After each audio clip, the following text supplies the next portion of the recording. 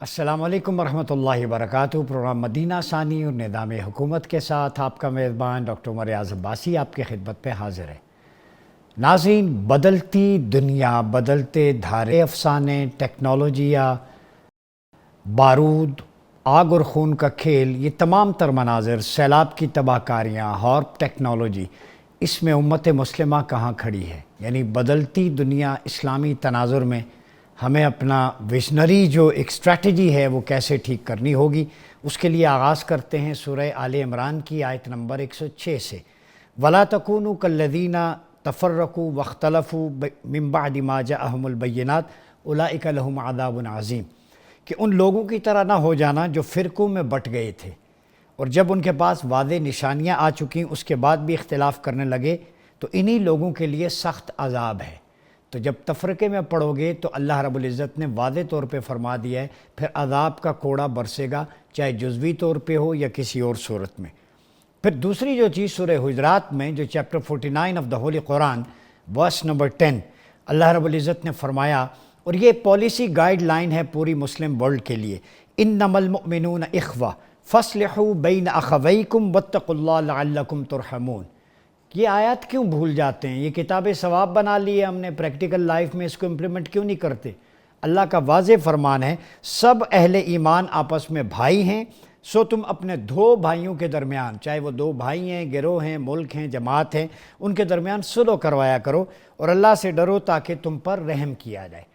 تیسری جو چیز ہم لیک کر رہے ہیں وہ حدیث نبویہ کی روشنی میں، اس پر میں ایک ریفرنس دے دیتا ہوں۔ بخاری کتاب الفتن میں باب کیف الامر اذا لم تکن جماعہ، امام بخاری نے یہ حدیث لائے ہیں کہ آقا علیہ الصلوۃ والسلام نے فرمایا تلزم جماعت المسلمین، کہ مسلمانوں کی جماعت کے ساتھ جڑے رہو، تم پر واجب ہے کہ اکثریت میں، اجتماعیت میں رہو۔ جو ہم بات کرتے ہیں نیشن سٹیٹ سے نکل کر خلافہ علی منہاج النبوہ میں بقا ہے، وہ یہ حدیث ہمیں 1400 سال پہلے بتا گئی۔ پھر فرمایا علیکم بالجماع و ایاکم والفرقہ، کہ تم پر جماعت کے ساتھ، اجتماعیت میں امت کی حیثیت سے رہنا واجب ہے اور تفرقہ بازی سے بچو، اجتماعیت کا ساتھ دو۔ فَإِنَّ الشَّيْطَانَ مَعَ الْوَاحِدِ وَهُوَ مِنَ الْإِثْنَيْنِ أُبْعُدْ، شیطان ہمیشہ ایک پہ حملہ آور ہوتا ہے، اکیلے پہ، اور جب دو ہوں، زیادہ ہوں، کثیر تعداد میں ہوں تو وہ ان سے دور بھاگتا ہے۔ آج دنیاوی شیطان ایک ایک کر کے مسلمان ممالک پر حملہ آور ہو رہے ہیں۔ اگر یہ مٹھی بنا لیتے، اکٹھے ہوتے جیسے 1924 تک تھے، تو کوئی طاقت فلسطین، کشمیر، عراق، شام، لبنان، غزہ کسی کو کھنڈرات کا ڈیر نہ بنا سکتی۔ ٹھیک ہے، تو یہ میں نے آپ کے سامنے کچھ چیزیں رکھی ہیں، ان کی روشنی میں ہم جاننا چاہیں گے کہ نئی عالمی صف بندیاں، ایک طرف چائنا ہے، رشیا ہے، ایشیا پیسیفک بڑا امپورٹنٹ ہے، پاکستان کی لوکیشن اس میں، اور دوسری طرف جو ہے وہ نتن یاہو اور اس کے ہواری پھن پھیلائے بیٹھے ہیں، کبھی غزہ کو ترنوالا سمجھ لیتے ہیں، کبھی سیریا کو، کبھی قطر میں جو ہے وہ حماس کے رہنماؤں کو نشانہ بنایا جاتا ہے۔ یہ کیا ہو رہا ہے اور عالم اسلام میں اس کے لیے کیا لیسنز ہیں؟ ان سب ایشوز پہ بات کرنے کے لیے جن مہمانوں نے ہمیں جوائن کیا ہے، ہمارے ساتھ اسٹوڈیو میں موجود ہیں ڈاکٹر عبدالبصیر قاضی، جو ماہر تعلیم بھی ہیں، اسلامک اسکالر بھی ہیں، بہت شکریہ ڈاکٹر صاحب آپ کی آمد کا۔ اور ہمارے ساتھ موجود ہیں احمد حسن العربی، ماہر بین الاقوامی امور، مصنف بھی ہیں، حال ہی میں انہوں نے بنیان مرصوص کے حوالے سے انگلش میں ایک کتاب بھی لکھی جو پاکستان کی افواج کی جو یادگار ایک فتح ہے اس کے حوالے سے۔ بہت شکریہ احمد حسن العربی صاحب۔ ہمارے ساتھ موجود ہیں ممتاز موٹیویشنل سپیکر، ماہر تعلیم بھی ہیں، میں کہوں بے جانا ہوگا کہ لاکھوں نوجوانوں کے دلوں کی دھڑکن جس طریقے سے انسائٹفل آپ گائیڈ لائن دیتے ہیں، محترم ڈاکٹر جاوید اقبال صاحب۔ ڈاکٹر صاحب آپ کا بھی بہت شکریہ، آپ ہی سے آغاز کرتا ہوں۔ یہ بتائیے بدلتی دنیا اسلامی تناظر میں مسلمانوں کے لیے کیا لیسنز ہیں؟ بہت شکریہ۔ ابھی آپ نے مسلمانوں کے اتحاد کی بات کی، تو میرا یہ خیال ہے کہ اس کو ہمیں اپنے ملک سے شروع کرنا چاہیے۔ سب سے پہلے تو ہمیں یہ دیکھنا چاہیے کہ کیا ہمارے ملک میں مذہبی بنیاد پر، علاقائی بنیاد پر، لسانی بنیاد پر کوئی تفریق تو نہیں ہے، اور اگر کوئی تفریق ہے تو پہلے ہم اپنے گھر سے شروع کریں اور اس تفریق کو ختم کریں، اور اس کو ہمیں بہت ہی وار فوٹنگز پہ کرنے کی ضرورت ہے۔ آپ ایمانداری سے بتائیے کہ ایک محلے میں 3 مسجدیں ہیں اور لوگ اپنی اپنی مسجد میں نماز پڑھتے ہیں اور دوسرے کی نماز میں نہیں، مسجد میں نماز نہیں پڑھتے عام لوگ، تو ہم اس پہ یہ توقع رکھیں کہ ایک بہت بڑا ملک اسلامی ایک دوسرے اسلامی ملک کی صرف اسی لیے مدد کرے گا کہ وہ اس کے مسلمان بھائی ہیں. دیکھیں تھوریٹیکل باتیں یہ ساری ٹھیک ہیں، مگر پریکٹیکلی یہ تمام یعنی امت مسلمہ کے اندر بہت گراؤنڈ لیول سے ایک طرح کا پورا انقلاب آنے کی ضرورت ہے. تو اس وقت جتنے بھی مسلمان ملک ہیں وہ سارے اس کا نشانہ اس لیے بن رہے ہیں کہ اس میں سے آٹونومی اور آٹونومی تو کسی کے پاس بھی نہیں ہے. وہ سارے کے سارے مغربی طاقتوں اور یا دوسری بڑی طاقتوں کے گروپس کے اندر ہیں. تو وہ گروپ جدھر موو کرتے ہیں ان کے جو مفادات ہیں وہ انہی کے مفادات کو پروٹیکٹ کرتے ہیں. ایسا کرنے میں اگر وہ کسی غیر مسلم سے جنگ کرنی پڑے تو ان سے کرنے کو تیار ہیں، اپنے مسلمان بھائیوں کے گلے کاٹنے پڑے تو ان کے لیے تیار ہیں. تو اس لیے یہ بات تو بہت اہم ہے اور یہ ہر لیول پر ہونا چاہیے. ہم پاکستان میں بیٹھے ہوئے 4 لوگ جو بات کر رہے ہیں، ہم اپنے حصے کا کام اس طریقے سے کر سکتے ہیں کہ ہم اپنے ارد گرد اپنے زون آف انفلوئنس میں یہ بات لوگوں کو بتائیں کہ جو شخص بھی اللہ کو ایک مانتا ہے، اس کو اپنا خالق مالک معبود مانتا ہے، اور جو بھی شخص جو ہے وہ نبی کریم صلی اللہ علیہ وسلم کو آخری نبی اور ان کے اسوہ کو دنیا کا سب سے زبردست وے آف لیونگ قرار دیتا ہے، وہ مسلمان ہے. اور اس بنیاد پر باقی جو علمی جھگڑے لوگوں کے ہو رہے ہیں وہ علماء کے لیول کی علمی بحث ہے، وہ علماء تک رہنی چاہیے اور لوگ سارے اکٹھے ہوں. تو پہلے ہم اپنی اندر ایک اتحاد کی صف کو قائم کریں، اس کے بعد پھر ہم اس بات کی توقع رکھیں کہ آہستہ آہستہ ہم ان کو بین الاقوامی لیول پر تمام، اور یہ کام میرے اور آپ کے کرنے سے نہیں ہوگا، یہ ہماری حکومت اس کو لیڈ لے. آپ کو یاد ہے 1974 میں مرحوم ذوالفقار علی بھٹو نے میں چھوٹا سا تھا اس وقت، مجھے یاد ہے 1974 میں ایک بین الاقوامی کانفرنس بلوائی تھی مسلمانوں کی، جس میں انہوں نے بنگلہ دیش کو ایک پیج پر لانے کے لیے پوری قوم کے سامنے ایک تقریر کر کے بنگلہ دیش کو ایکسپٹ کیا تھا ایز اے کنٹری. اور اس کے بعد پھر وہ سب لوگ یہاں لاہور میں آئے تھے اور سب مسلمان اکٹھے تھے. اس طرح کا انیشیٹو ہمارا ملک بہت اہم ملک ہے. ہمارا ملک واحد ایٹمی طاقت ہے. ہمارا ملک واحد وہ ملک ہے کہ اگر ذرا سا للکارے کسی کو تو اگلا بندہ ہل جاتا ہے. ابھی حال ہی میں ہندوستان جیسے بڑے ملک کو ہم نے بالکل یعنی گھٹنوں کے بل کر دیا تھا، اور اس کے پیچھے اسرائیل بھی شامل تھا. تو پاکستان اپنے آپ کو انڈر ایسٹیمیٹ نہ کرے، یہ پوری امت کو لیڈ کر سکتا ہے بشرطے کہ ہم اپنے دالان کو پہلے صاف کریں. ٹھیک ہو گیا. ڈاکٹر صاحب آتا ہوں. احمد حسن العربی صاحب، آپ نے کتاب بھی لکھی بنیان مرصوص پہ، یہ بتائیے گا بنیان مرصوص اگر پاکستانی قوم ہندوتوا کے خلاف بن سکتی ہے، ایران محمد رسول اللہ صادق الوعد الامین جو روز رسول صلی اللہ علیہ وسلم پر یہ کلمہ 24 مرتبہ لکھا ہوا ہے، انہوں نے اپنے آپریشن کا نام بھی وعدہ صادق سوم رکھا. تو اگر 2 قومیں وعدہ صادق اور بنیان مرصوص بن سکتی ہیں تو 57 اسلامی ممالک بنیان مرصوص کب بنیں گے؟ جی بہت شکریہ ڈاکٹر صاحب. اگر آپ اسلامی تاریخ کو بھی دیکھیں تو اسلامی تاریخ پچھلے 1400 سال سے اگر آپ اس کو مانیٹر کرتے رہیں تو ایک جو کلیکٹیو کانسیپٹ تھا، کلیکٹیو گورنمنٹ کا، کلیکٹیو مسلمانوں کی یونٹی کا، ایک کلیکٹیو پولیٹیکل ماڈل کا، کلیکٹیو فارن پالیسی کا، کلیکٹیو ایسوسیشن کا، کلیکٹیو اکنامک پالیسی کا، تو اگر آپ ایک بالکل ریشنل انالیسس بھی اس کا دیکھیں تو پچھلے 1400 سال میں 1300 تقریباً 1150 سے 1200 سال تک وہ قائم رہا. صرف 200 سال کے قریب، ابھی یہ جو تقریباً 100 سال کا ابھی جس پیریڈ سے ہم گزر رہے ہیں، اور اس سے بھی پہلے ایک دفعہ جب جو 100 سال کا پیریڈ آیا تھا کروسیڈز کے ٹائم پہ، تب جو تھی مسلمانوں کی اجتماعیت کو بہت زیادہ کلیکٹیو جو ہے وہ ہٹ ہوئی تھی. سو اگر آپ پچھلے 1400 سال کو دیکھیں تو 90% آف دا ٹائمز مسلمانوں نے اکٹھے گزارا ہے، اور یہ مسلمانوں کا نیچرل وے آف ایگزسٹنس ہے، جس کے بارے میں اقبال نے بھی فرمایا تھا کہ اپنی ملت پر قیاس اقوام مغرب سے نہ کر، خاص ہے ترتیب میں امت رسول ہاشمی صلی اللہ علیہ وسلم. سو ابھی بھی جو آپ یہ دیکھ رہے ہیں کہ مسلمانوں کی یونٹی آپ کو یہ جو larger grand geopolitical scale ہے اس کے اوپر آپ کو کم نظر آ رہی ہے. آپ کو مسلمانوں کی اکنامک یونٹی نہیں نظر آ رہی، آپ کو مسلمانوں کی ایجوکیشن جو ہے وہ ڈاؤن فال کا شکار ہے. تو اس بات کا آپ ایمان رکھیے کہ یہ ٹیمپرری ہے، اور نیچرل پروسیس ہی اس طریقے کا اس طرف اس قوم کو لے کر جا رہا ہے کہ اب ان کے پاس کوئی اور آپشن بچے گا ہی نہیں سوائے اس کے کہ یہ یونائٹ ہو. آپ دیکھا کہ کس طریقے سے جب انہوں نے قطر کے اوپر اٹیک کیا اسرائیل نے, تو پھر وہ مڈل ایسٹرن کنٹریز جو اس کانفلکٹ کی پیریفریز میں تھیں وہ بھی مجبور ہو گئی یہ کہنے کے لیے کہ ہم قطر کے ساتھ کھڑے ہیں, کیونکہ ان کو نظر آ گیا کہ قطر کے بعد کسی بھی اور ملک کی باری آتی. اس کے بارے میں بھی اقبال نے فرمایا تھا, اشارہ دیا تھا کہ مسلمان کو مسلمان کر دیا طوفان مغرب نے, کہ مغرب کی طرف سے جو طوفان اٹھے گا وہ مسلمانوں کو بتائے گا کہ تم نے اکٹھے ہونا ہے. جو خطرہ ان کو لاحق ہوگا یا تو اکیلے اکیلے لڑ کے ختم ہو جاؤ یا پھر آپس میں اکٹھے ہو جاؤ. تو مسلمانوں کو اب جو ایگزسٹینشل کرائسس مسلمز فیس کر رہے ہیں ان بھیڑیوں ان درندوں کی طرف سے لارجر سکیل میں, وہ مسلمانوں کو اکٹھا کرے گا, اور کوئی آپشن ہی نہیں مسلمانوں کے پاس اللہ تعالیٰ نے چھوڑنی سوائے اس کے کہ وہ اکٹھے ہوں. ہاں لیکن وہاں تک پہنچنے کا جو پروسیس ہے ڈاکٹر صاحب وہ بہت تکلیف دہ ہے, وہ بہت تکلیف دہ ہے, کیونکہ سامنے سب کے یہ چیز تقدیر یہ لکھی ہوئی ہے, سامنے ہے, یہ اکٹھے ہونا ہے. اقبال نے فرمایا مسلمان ایک ہوں گے مسلم حرم کی پاسبانی کے لیے, نیل کے ساحل سے لے کے تاب خاک کے کاش, اگر سبق پڑھ پھر صداقت کا عدالت کا شجاعت کا لیا جائے گا کام تجھ سے, پھر دنیا کی امامت کا. تو یہ کرنی ہے. احمد حسن عربی صاحب یہ بتائیں, چونکہ کل جو حملہ ہوا پہلے تو انہوں نے کہا ہم نے قطر کو بتایا تھا, امیر قطر نے تردید کر دی.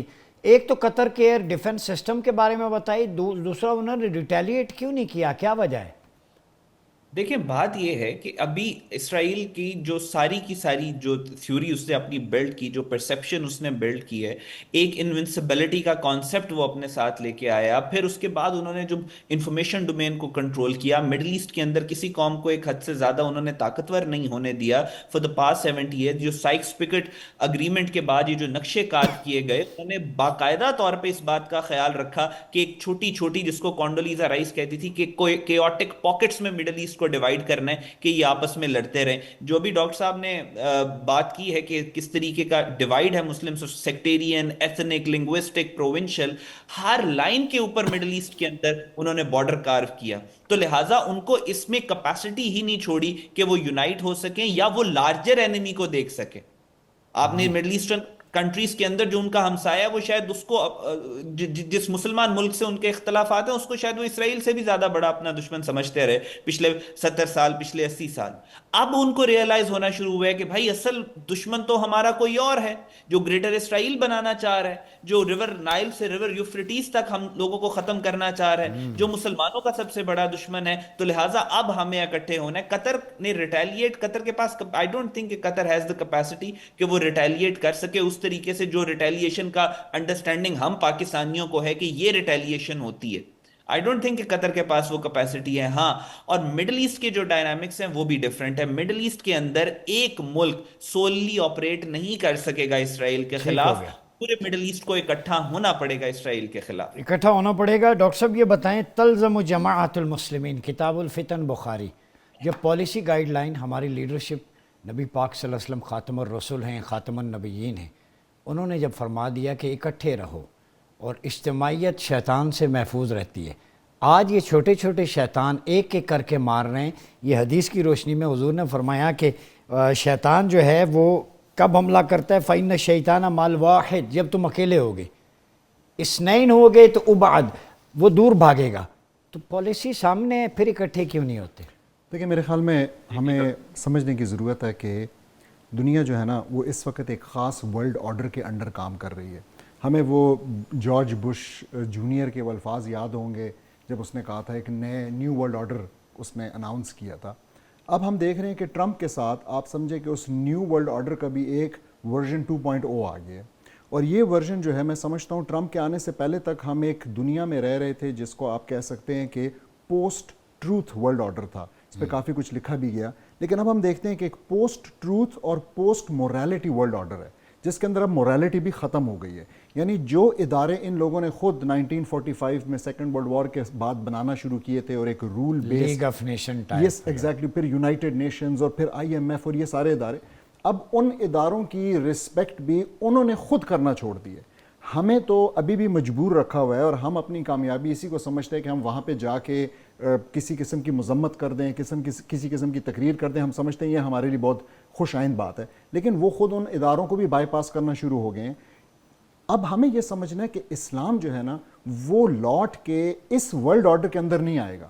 بڑی اگر میں سمپل سی ایک مثال دوں سمجھانے کے لیے تو دیکھیں جس طریقے سے آپ اینڈرائڈ کی ایپ آئی فون میں اور آئی فون کی ایپ اینڈرائڈ میں انسٹال نہیں کر سکتے, اسی طریقے سے آپ مسلمانوں کے اسلام کے جو سلوشنز ہیں, جو بھی وہ سلوشن ہو, چاہے ہم جہاد کی بات کرنا چاہتے ہیں یہاں پہ, چاہے ہم ہمارے اکنامک سلوشنز کی بات کرنا چاہتے ہیں جس کے اندر ہم ڈیٹیل میں جا سکتے ہیں, کافی دفعہ گئے بھی, چاہے ہم معاشرتی نظام کی بات کرنا چاہتے ہیں, یہ سلوشن ایک دوسرے سسٹم کے انڈر اس کی غلامی میں, اس کی سبسروینس میں رہتے ہوئے نہیں ہو سکتے, امپلیمنٹ ہی نہیں ہو سکتے.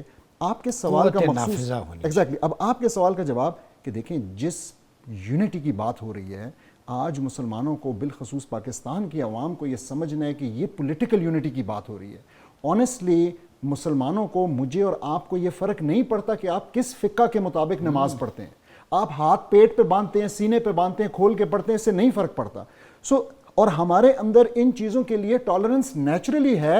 یہ پولیٹیشنز ہی ہیں جو کہ ان چیزوں کو بھی استعمال کرتے ہیں اپنے پیٹی گینز کے لیے. دشمن کی گولی کا نشانہ ہمارا مسلک نہیں ہے, ہمارے دل میں کلمہ ہے. ایگزیکٹلی ایسا ہی ہے, بالکل ایسا ہی ہمارا دین ہے.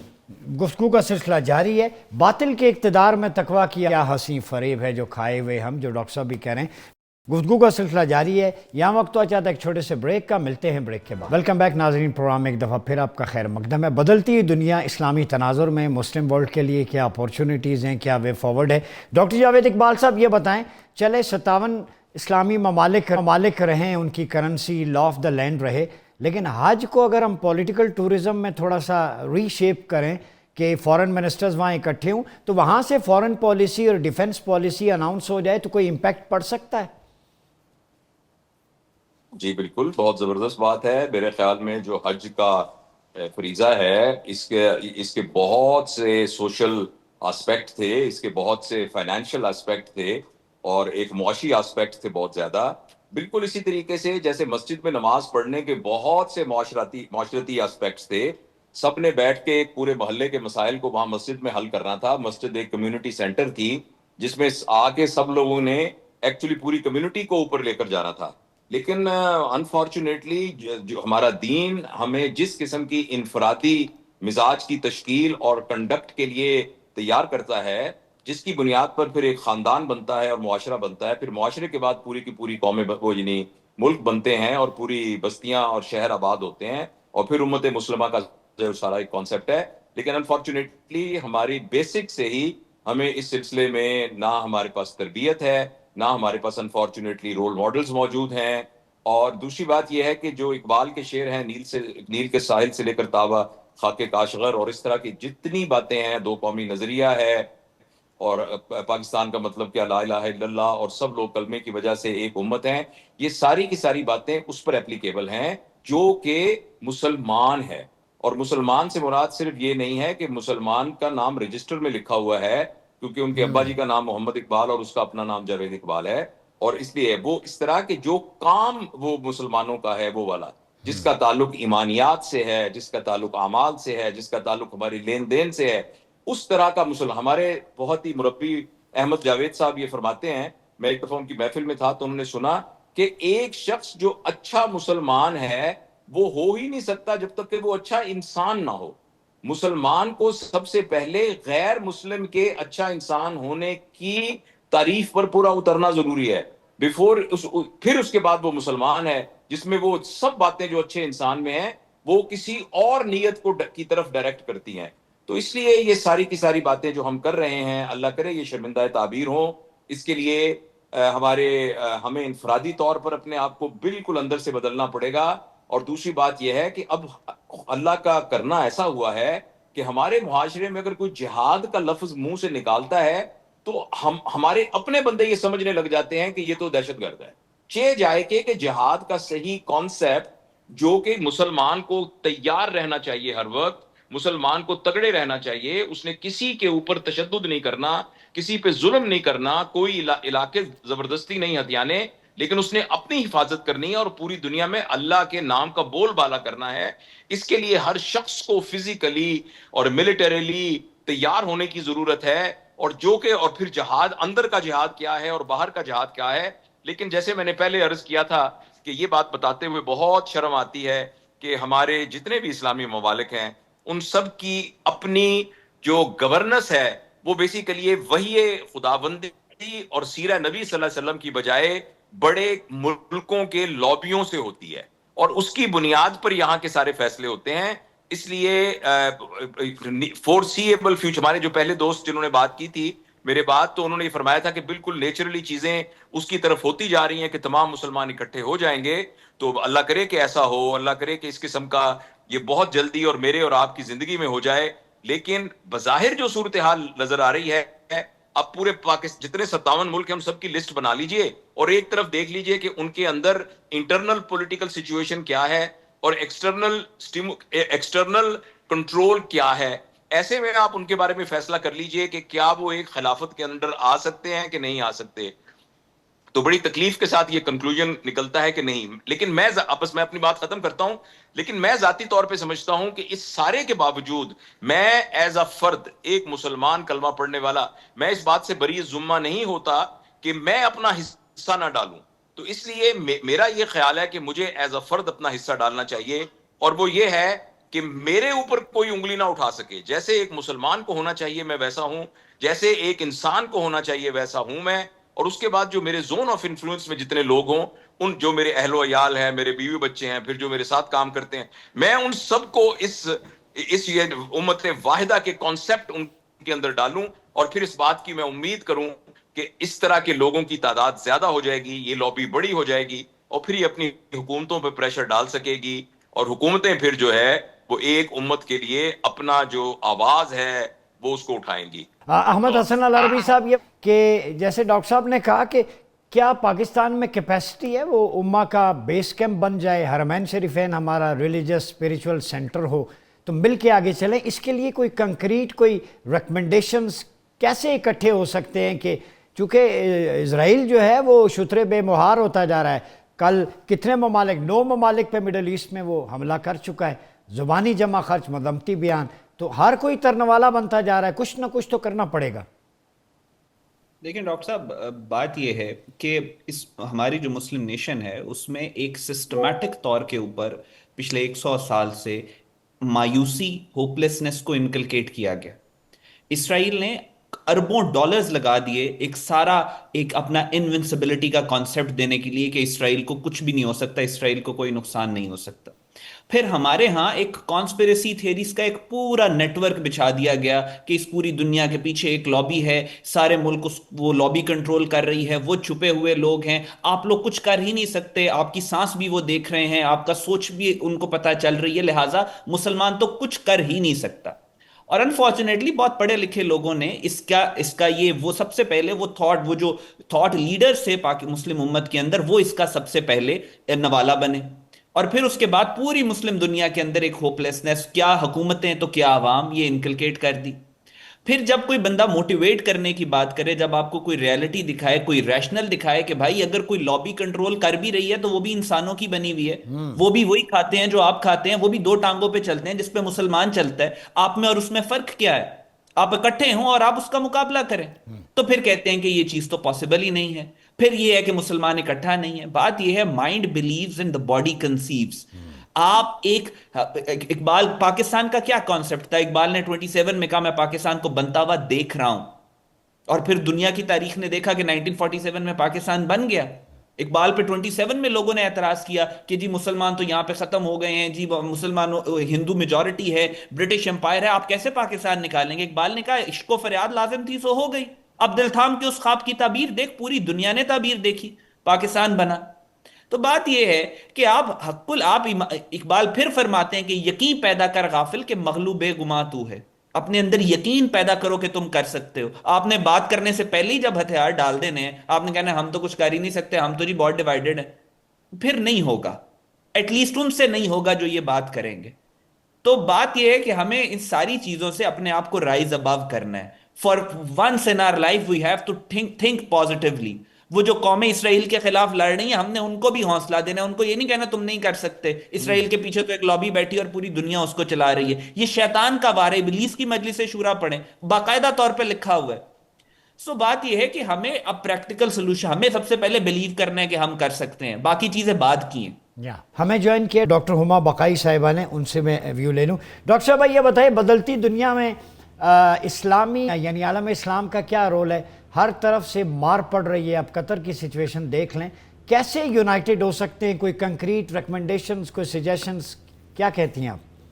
دیکھیے میرے پاس تو اس حوالے سے کوئی سجیشن نہیں ہے، کیونکہ مسلم امہ کا کانسیپٹ تو بہت عرصہ ہوا ڈائلیوٹ ہو گیا، فریکچر ہو گیا، اور اب جو آپ نے جو کچھ دیکھا اسرائیل کے معاملے میں رویہ عرب ورلڈ کا، وہ تو اگر تھوڑا بہت مجھے اور آپ کو امید تھی کہ کوئی مسلم ورلڈ ایگزسٹ کرتی ہے تو وہ بھی ختم ہو گئی۔ اور قطر کی بھی آپ صورتحال دیکھیں، قطر کو ناراضگی امریکہ سے ہے، کیونکہ قطر امریکہ کا الائے ہے، وہ مسلم ورلڈ کا الائے نہیں ہے۔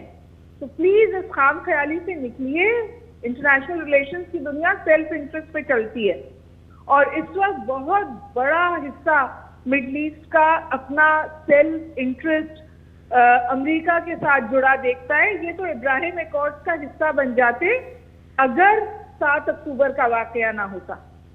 7 اکتوبر کے واقعے کو خیال کیجئے کہ بہتر کر دیا پیلسٹینینز نے لٹرلی اپنا خون دے کر، لیکن کیا عرب ورلڈ اس حوالے سے کھڑی ہوئی؟ مجھے تو کوئی موومنٹ نہ پہلے نظر آئی ہے اور نہ اب نظر آتی ہے۔ ڈاکٹر صاحب یہ بتائیں کہ مسلمانوں کو تو اگر اسلامک پرسپیکٹو میں احادیث دیکھیں، اکٹھے رہنے کا کہا گیا ہے، یونٹی، یہ نیشن سٹیٹس رہیں، لیکن فورن پالیسی، ڈیفنس پالیسی کچھ نہ کچھ ایک پلیٹ فارم پہ کریں، کیونکہ اسرائیل تو 9 ممالک پہ حملہ کر چکا ہے۔ 2 ممالک پہ نہیں کر چکا جی، 6 ممالک پہ کر چکا ہے۔ جی اور مجھے نہیں لگتا کہ اسرائیل کو اس وقت کوئی روک سکتا ہے، کیونکہ ایک انہیرنٹ کنسنسس ہے 2 جگہ پر۔ اسرائیل کے اندر یہ کنسنسس ہے کہ کوئی ریڈ لائن نہیں ہے حماس کے پیچھے جانے کے لیے اور اپنے اہداف کو حاصل کرنے کے لیے، اور امریکہ کے اندر یہ کنسنسس ہے that at all cost and any cost ہمیں سپورٹ کرنا ہے اسرائیلی پرائم منسٹر کو۔ کوئی پریزیڈنٹ امریکہ کا وائٹ ہاؤس کا خواب تک نہیں دیکھ سکتا اگر اس کے پیچھے زیونسٹ لابی راک سالڈ نہ کھڑی ہو۔ اور ٹرمپ کے حوالے سے تو وہ کہتے ہیں کہ ہمارے بہت اچھے دوست تھے وائٹ ہاؤس میں، لیکن یہ ہمارے سب سے اچھے دوست ہیں۔ میں آپ سے گزارش کروں کہ ہمیں سوچنا چاہیے کہ کیا ہماری حکمت عملی ہونی چاہیے، کیونکہ ہم تو اسٹوڈنٹ ہیں انٹرنیشنل ریلیشنز کے، ہم تو بہت عرصے سے OIC کو OIC کہتے تھے۔ تو میرا خیال ہے کہ ریئلسٹ ورلڈ ہے، تبدیل ہو رہی ہے دنیا، اور ہمیں یہ سوچ کر الائنسز نہیں بنانی چاہیے کہ یہ مسلم ہے یا یہ نان مسلم ہے۔ الائنسز آج کی دنیا میں سیلف انٹرسٹ پہ بنتی ہیں۔ بہت بہت شکریہ۔ Thank you. ڈاکٹر صاحب یہ بتائیں، سیلف انٹرسٹ پہ بنتے ہیں، ڈاکٹر صاحب جو گفتگو کر رہی ہیں میں قرآنی آیات احادیث، لن ترضى عنك اليهود ولا النصارى حتى تتبع ملتهم، کدھر جا رہے ہیں؟ ہمیں اگر اسکالرلی ایسی اپروچ کے ساتھ قوم کو گائیڈ کریں گے اور یہ دھاگ بٹھائیں گے کہ جی اسرائیل کا کوئی کچھ نہیں بگاڑ سکتا، طوبیٰ للشام، مڈل ایسٹ کی سٹڈی ظاہر ہے ہمیں بھی، ہم طالب علم میں پتہ ہے، یعنی احادیث قرآن کو رول آؤٹ کر کے اپنی تھنکنگ کو ریشنالٹی کا نام دے کے مسلمانوں کو مزید ڈرانا، یہ کیا ہو رہا ہے؟ ہم نے یہ سمجھنا ہے نا، دس از ایگزیکٹلی دا اسٹرگل جس چیز میں ہم اس وقت ہیں۔ تو آپ کے پاس ایک طرف ایک کیمپ ہے جو کہ آپ کو ایگزیکٹلی یہی کہے گا، بلکہ اس سے بھی بڑھ کے کہے گا، وہ آپ کو کہے گا بالکل ڈنکے کی چوٹ پہ کہے گا کہ آپ اسرائیل کو تسلیم کیوں نہیں کرتے، یہ آپ کا سیلف انٹرسٹ ہے، یہ آپ کا نیشنل انٹرسٹ ہے۔ آپ نے یہ ساری گفتگو پاکستان کے پولیٹیکل سرکلز میں آنا شروع ہو گئی ہے، میڈیا سرکلز میں آنا شروع ہو گئی ہے، تو اگلے پروگرام میں، اس سے اگلے پروگرام میں آپ یہ باتیں بھی سنیں گے۔ میں آپ کو یہی بتا رہا ہوں، ایسے لوگ اکیڈمیا کے انڈکٹ کیے گئے ہیں کہ وہ مائنڈ میکنگ کریں، چونکہ یہ ایک وار ہے میڈیا ٹیکسکس نروس کی، وہ لوگ نیریٹو چینج کرتے ہیں نا پوری قوم کا۔ دیکھیں انڈکٹ کیے گئے ہیں یا نہیں، میں آپ کو بتاؤں، مسئلہ یہ ہے کہ ذہنی غلامی سچ مچ ایک بیماری ہے، اور اس بیماری کا اس بر صغیر کے لوگ جو ہیں وہ، آپ کو پتہ ہے کہ استعمار چلا گیا، کلونیلسٹ چلے گئے، لیکن وہ یہ غلامی والا مائنڈ سیٹ ہمارے اندر چھوڑ گئے۔ اب اس مائنڈ سیٹ کے لوگ جو ہیں وہ ایسے آپ سمجھیں جیسے کہ ایک پرندہ ہے جو کہ پنجرے میں بیٹھا ہوا ہے، وہ جب اڑتے ہوئے پرندوں کو دیکھتا ہے پنجرے سے باہر، تو وہ سوچتا ہے یہ بیمار ہے، اس کو لگتا ہے اڑنا ایک بیماری ہے، اس کو لگتا ہے کہ یہ پر میرے جو ہے نا بس خوبصورتی کے لیے، پھیلانے کے لیے، اڑنے کے لیے نہیں ہے۔ تو وہ اس سوچ سے، اس مائنڈ سیٹ سے کبھی نہیں نکل سکتے۔ لیکن اسلام جو ہے اس کی اگر ہمیں تھوڑی سی بھی گائیڈنس مل جائے تو وہ ہم پھر اپنے آپ کو کویسچن کرنے لگتے ہیں اور ہمیں سمجھ میں آنے لگتا ہے. اسی طریقے سے اگر ہمیں ریالٹی کی بھی تھوڑی سی گائیڈنس ہو, یعنی جو لوگ اس وقت سیلف انٹرسٹ کا جو ہے نا بینڈ بجا رہے ہیں اور کہہ رہے ہیں اور ہمیں اس کی طرف بلا رہے ہیں, وہ یہ کیوں نہیں سمجھتے کہ دیکھیں ٹرمپ کا بھی ایک سیلف انٹرسٹ ہے, امریکہ کا بھی ایک سیلف انٹرسٹ ہے, اور اس میں اس کیلکولس میں ہم کہیں بھی نہیں آتے. مسلمان کا سیلف انٹرسٹ یونٹی ہے, قرآن سنت کہتی ہے. سب سے بڑا سیلف انٹرسٹ خوشحالی تھی, سب کچھ تھا نا, لیکن دفاع کمزور تھا, حملہ ہو گیا. سب سے بڑا ہمارا جو سیلف انٹرسٹ ہے وہ یہ ہے کہ ہم مسلمان ایک ایسی, آپ کہہ لیں اینٹیٹی, ہم ایک ایسی مشین ہے جس کا مین کام اپنے رب کو راضی کرنا ہے. اس میں پھر ہم کوئی سودے بازی نہیں کرتے. یہ سیلف انٹرسٹ والی جو بات ہے نا, مجھے یہ وہ بنیوں والی بات لگتی ہے کہ آپ کہہ رہے ہیں کہ جی اگر مجھے 2 روپے بچیں گے تو میں اپنے مسلمان کے خون کا سودا بھی کر دوں گا, اگر مجھے لگے گا کہ مجھے اس ڈیل میں کوئی فائدہ ہے تو میں فلانے کے ساتھ بھی مل جاؤں گا. یہ ہمارے لیے all of this is a red line, اور ہم اپنی ریڈ لائنز کا پاس کرتے ہیں, اور یہی ایمان کی نشانی ہے. اور اسی کی وجہ سے ہم انشاءاللہ دوبارہ دیکھ رہے ہیں کہ اس سب کے اندر دیکھیں, یہاں پہ بہت بات کی گئی اس بات کے اوپر کہ یونٹی نہیں ہے. ان لوگوں کو ایک بات سمجھنے کی ضرورت ہے, یہ جو ڈس یونٹی ہے, جو پولیٹیکل ڈس یونٹی ہے, یہ رولرز کے لیول پہ ہے, اور یہ رولرز اصل میں امپلانٹڈ ہیں, یہ پبلک کے لیول پہ نہیں ہے. پبلک کے لیول پہ ہم سب کا دل خون کے آنسو رو رہا ہے جس وقت ہم دیکھتے ہیں فلسطین کی طرف, کشمیر کی طرف, اور کہیں پہ بھی جہاں پہ مسلمانوں کے اوپر ظلم ہو رہا ہے. بالکل صحیح ہے, ہماری ریڈ لائن ہے مسلمانوں کی جان. اسی پہ سولوشن کے ساتھ بریک کے بعد بات کریں گے کہ ملتے ہیں ایک چھوٹے سے بریک کے بعد. ویلکم بیک ناظرین, پروگرام میں ایک دفعہ پھر آپ کا خیر مقدم ہے. بدلتی دنیا میں مسلمانوں کے لیے کیا اپورچونیٹیز ہیں, کیا امکانات ہیں, کیا چیلنجز ہیں. ہمیں جوائن کیا ہے سابق سفیر اور ماہر بین الاقوامی امور جی آر بلوچ صاحب نے. بلوچ صاحب یہ بتائے کہ اسرائیل پہ در پہ پن پھیلاتا جا رہا ہے اور ایک ایک کر کے مسلمانوں کو, ممالک کو نوالا بنا رہا ہے. قطر کی مثال آپ کے سامنے ہے. یہ بات کہاں جا کے رکے گی اور مسلمانوں کو اب کیا کرنا چاہیے؟ جی بالکل درست فرمایا آپ نے. یہ جو پروجیکٹ ہے گریٹر اسرائیل کا, اس کی رسپانسبلٹی اس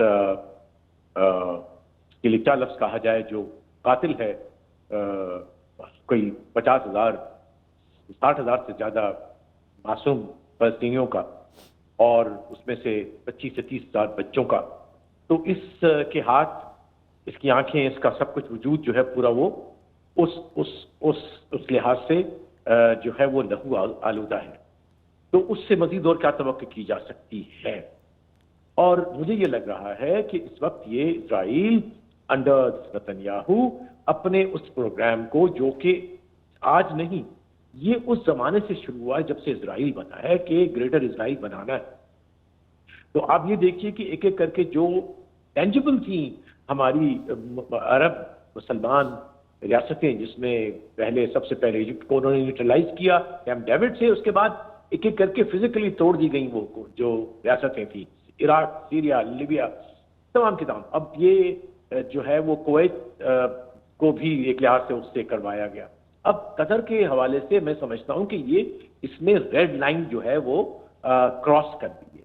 قطر کا جو پروفائل تھا کہ وہ ایک پیس کا علم بردار تھا, فیسیلیٹیٹ کرتا تھا, اور جس قسم کی ابھی اسٹیٹمنٹ قطر کی طرف سے آئی ہے, اور ہمارے پرائم منسٹر صاحب نے, شہباز شریف صاحب نے فوراً جو اپنا ٹویٹ کیا ہے, مکمل طرح سے اپنی سپورٹ کا اظہار کیا ہے. ہم پاکستانی, پوری قوم, اسٹیٹ قطر بھائیوں کے ساتھ کھڑی ہے, اور اب وقت آ گیا ہے کہ عربوں نے اور مسلمانوں نے مل کے اس صہیونیت کی جو ایک گندی مثال جو اس وقت پیش کی جا رہی ہے, اس کو بند کرنا ہے, اس خون خرابے کو بند کرنا ہے. اور یہ جو ان کا سینس آف امپیونٹی ہے, اس کو جو ہے وہ بند کرنا ہے. اس لیے بھی ضروری ہے ہمارے لیے کہ اسی سے انسپریشن ہماری ایسٹرن نیبر کو آتا ہے, جو بی جے پی RSS کی حکومت ہے, کہ جو وہ ہتھ کنڈے استعمال کرتا ہے, وہی امپیونٹی ہم پاکستان کے خلاف کریں گے. لیکن اللہ کا بڑا کرم ہے کہ اللہ نے طاقت دی ہوئی ہے ہمیں کہ ہم اس کا جواب دے دیتے ہیں, اس کو دو بدو دیتے ہیں. لیکن عربوں کا مسئلہ یہ ہے, جو چھوٹی ریاستیں ہیں ہماری, خاص طور پہ گلف میں اور چوٹی, ان میں طاقت نہیں ہے. ان کی ڈیموگرافی کے حساب سے بھی ان کی ڈیپینڈنس ہے سیکورٹی کی کاؤں پہ, جو اسرائیل کو بھی جو ہے وہ سپورٹ کر رہے ہیں. لہٰذا وقت آ گیا ہے کہ مسلمانوں کو فرم اسٹینڈ لینا پڑے گا. جی بہت شکریہ جی آر بلوچ صاحب. ڈاکٹر صاحب یہ بتائیں, جی آر بلوچ صاحب نے جیسے ذکر کیا عرب مسلمان مل کے اسرائیل کا مقابلہ کریں. 1 منٹ ہے آپ کے پاس. آپ کیا سجیسٹ کریں گے کہ ریڈ لائن کراس ہو گئی ہے قطر پہ؟ What next? میں سمجھتا ہوں کہ ریڈ لائن اس دن کراس ہوئی تھی جس دن مسلمان کا پہلا قطرہ خون کا بہا تھا، اس لیے کہ ہمیں رسول اللہ صلی اللہ علیہ وسلم نے بتایا ہوا ہے کہ اللہ سبحانہ تعالیٰ کے ہاں کعبہ سے بھی زیادہ عزیز ان کو مسلمان کی جان، مال اور عزت ہے. نیکسٹ کیا ہے؟ نیکسٹ یہ ہے کہ امت جو ہے پاکستان کے اندر بیٹھی، عرب ممالک کے اندر بیٹھی، یہ ریئلائز کرے کہ ان کے جو حکمران ہیں وہ خائن ہیں، وہ اس گٹھ جوڑ کا حصہ ہیں، وہ اسرائیل کو پلیز کرنے میں لگے ہیں، وہ ٹرمپ کو پلیز کرنے میں لگے ہیں، وہ اس کو تحفے تحائف دیتے ہیں. اسی ملک دوحہ کا آپ جانتے ہیں کہ $400 ملین کا تو خالی انہوں نے جہاز ایئر بس جو ہے وہ گفٹ کیا جب ٹرمپ وہاں پہ دورے پہ تھا، اور بدلے میں انعام میں بمباری ملی. ایگزیکٹلی. اب ٹرمپ اپرووڈ بمباری ملی، اس کی ٹویٹ موجود ہے جس میں اس نے کہا کہ میں جانتا بھی تھا، اور اس نے صرف یہ نہیں کہا بلکہ اس نے کہا کہ میں نے شیخ صاحب کو، امیر کو میں نے بتایا بھی تھا فون کر کے. وہ انکار کر وہ آگے سے جو بھی کہیں. تو اب تو پوائنٹ یہ ہے کہ زبانی جمع خرچ سے، مذمتوں سے، قراردادوں سے، ان چیزوں سے کچھ بھی نہیں ہونے والا. مرمت کا وقت آ گیا. ایگزیکٹلی. بڑی آپ نے مذمت نہیں، مرمت اس کا وقت ہے، اور وہ ہوگی تب ہوگی جب یہ مسلمان اسلام کے واپس نظام کے اوپر آئیں گے. رسول وسلم کی حدیث ہے وَتَرَكْتُمُ الْجِهَادَ سَلَّطَ اللَّهُ عَلَيْكُمْ ذُلًّا. اور جب تم جہاد کو ترک کر دو گے، اور میں جب جہاد کی بات کرتا ہوں شوڈ بی ویری کلیئر، میں آپ کے اور میرے بندوق اٹھا کے اور کلاشنکوف لے جا کے جہاد کی بات نہیں کر رہا. یہ آج جہاد آرمیز کرتی ہیں، افواج کرتی ہیں، افواج اس چیز کے لیے ٹرین ہوتی ہیں. تو جب ہم نے اس والے جہاد کو جو اسٹیٹ کرتی تھی ترک کر دیا، اور ہم ڈیفینسو ہو گئے، اور انہوں نے اپنے ڈپارٹمنٹ آف ڈیفنس کا نام ڈپارٹمنٹ آف وار رکھ دیا. بہت شکریہ ڈاکٹر عبدالبصیر قاضی صاحب، جی آر بلوچ صاحب، حسن العربی صاحب، ڈاکٹر جاوید اقبال صاحب، ڈاکٹر ہما بقائی صاحبہ. سم اپ کرتے ہوئے میں کہوں گا کہ جہاد میں ہماری بقا ہے. 57 اسلامی ممالک اپنی زمین، قانون، سب کچھ رکھیں، 2 چیزوں پہ ایک ہو جائیں. یہ سنو ٹی وی کا مقدمہ ہے، ہمارا مقدمہ ہے، عالم اسلام کا، غزہ کا، امت کا، پاکستان کا مقدمہ ہے کہ اپنی ایک مشترکہ دفاعی حکمت عملی ترتیب دیں، جیسے ویسٹ نے نیٹو کی شکل میں دی ہے کہ کسی ایک مسلمان ملک پہ حملہ پورے عالم اسلام پہ تصور ہوگا. یہ حج کے موقع پر اناؤنسمنٹ ہو، پھر دیکھیں تقدیر کیسے بدلتی ہے. اس کے بعد فورن پالیسی ایک کر دیں. مسلمانوں کے وسائل، مسلمانوں کے منرلز، نیچرل ریسورسز، ایگریمنٹس، اسلحے کی خریداری، ایچ اینڈ ایوری تھنگ، وہ آپس میں میوچل کوپریشن ہو. زر مبادلہ بھی آئے، اپنی ایکسپرٹیز سے فائدہ اٹھائیں. جب تک یہ 2 کام نہیں کریں گے جو پاسبل ہیں، ہمیں باشر نہ دیا جائے کہ پاسبل نہیں ہے. حج کے موقع پر یہ 2 اناؤنسمنٹ، فورن منسٹر صرف چلے جائیں، وہاں اناؤنسمنٹ ہو جائے، پالیسی بن جائے، ایک گلوبل کانفرنس. حج ٹورزم ویسے بھی ہے اسپریچول، اس کو پولیٹیکل اناؤنسمنٹ کر دیں تو امہ ایک ہو سکتی ہے. جب تک ایک نہیں ہوں گے، ایک ایک کر کے ترنا والا بنتے جائیں گے. اپنا بہت خیال رکھیے گا. اپنے میزبان ڈاکٹر عمر ریاض عباسی کو اجازت دیجیے. اللہ حافظ.